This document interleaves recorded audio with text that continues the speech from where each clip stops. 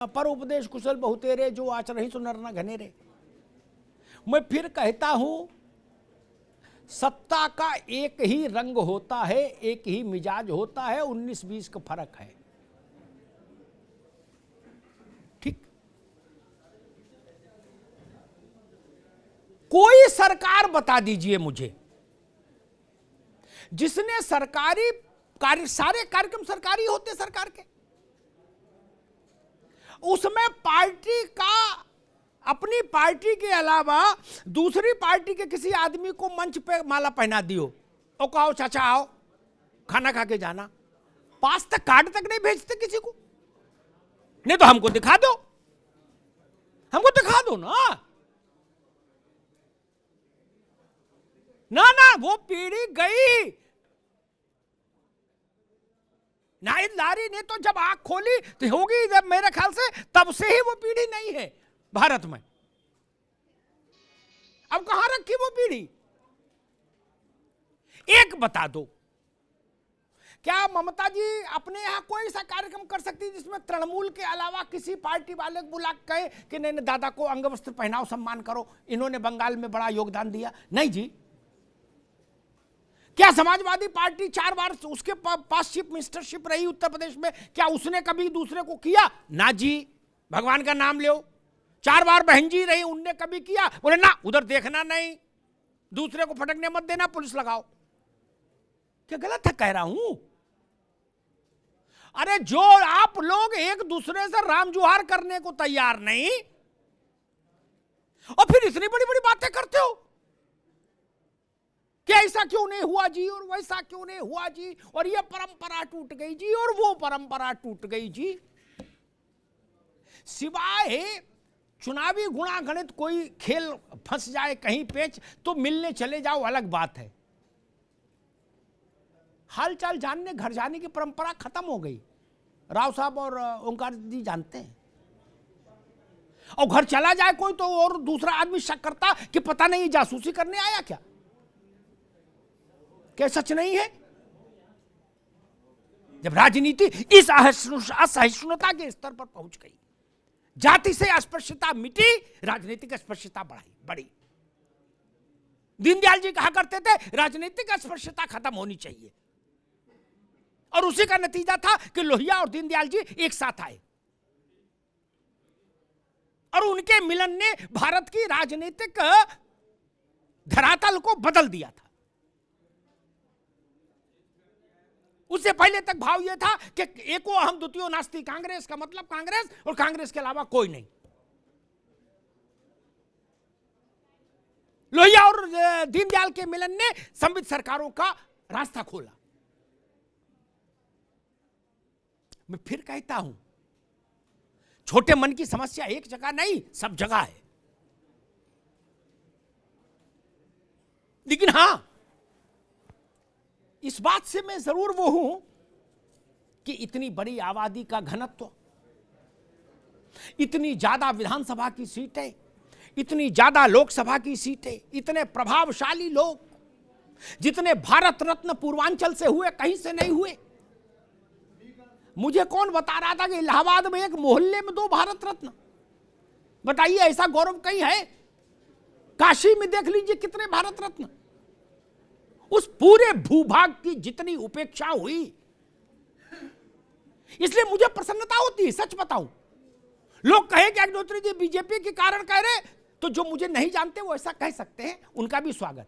और जो जानते हैं वो ये भी जानते हैं कि मुझे इससे कोई बहुत फर्क नहीं पड़ता कि बीजेपी है कि कांग्रेस है कि सपा है कि बसपा है। हमको तो टिकट लेनी नहीं, न चुनाव लड़ना। मुझे अच्छा लगता है जब मैं देखता हूं कि काशी का कायाकल्प हो रहा है, बाबा विश्वनाथ के धाम को भव्यता मिल रही है। हम लोग बहुत बरसों दर्शन करने जा रहे, कैसी तंगहाली थी। ये सबको पता है कि गांधी जी वहां दर्शन करने आए थे तो बहुत दुखी हुए थे दशा देख के, लेकिन सुधारी दशा किसी ने नहीं। गांधी जी आए थे, बाबा विश्वनाथ दर्शन किए, बहुत दुखी हुए ऐसी गंदगी और दशा देखकर, लेकिन दशा सुधारी किसी ने नहीं। अब लगता है कि हाँ चलो बाबा विराज रहे हैं, एयरपोर्ट ठीक है, स्टेशन ठीक है, बस अड्डा ठीक है, सड़कें थोड़ी चौड़ी हैं, लाइट फाइट लगी है, ने गड्ढा गुड्ढी कम है, इतना तो होना चाहिए कम से कम, नहीं होना चाहिए था। ओंकार जी ने कहा कि भाई उनका तर्क ठीक है, लेकिन उनका तर्क साइंटिफिकली उस टेम्परामेंट में ठीक है कि भाई जो चीज जहां होगी वहीं उसकी फैक्ट्री लगेगी, ठीक है। लेकिन पूर्वांचल में भी कुछ तो हो सकता था, उनको वो जीवन जीने का हक तो उनको भी था जो पश्चिम को मिल रहा था। लेकिन बात वही है, किसी मित्र ने कहा भी था कि अगर नेता हिंदू अखबार पढ़ता है तो सारे उसके चेले चंटू चाहते कि हिंदू अखबार में खबर छपे, बाकी से क्या लेना देना हमको। इसीलिए दिल्ली के आसपास विकास तो हो गया। नरेंद्र तिवारी जी की मैं प्रशंसा करता हूं, नोएडा देकर गए, उसके बाद वैसे परिकल्पना संकल्पना कोई दूसरा नहीं कर पाया। पूरब के लिए क्यों नहीं हो पाई?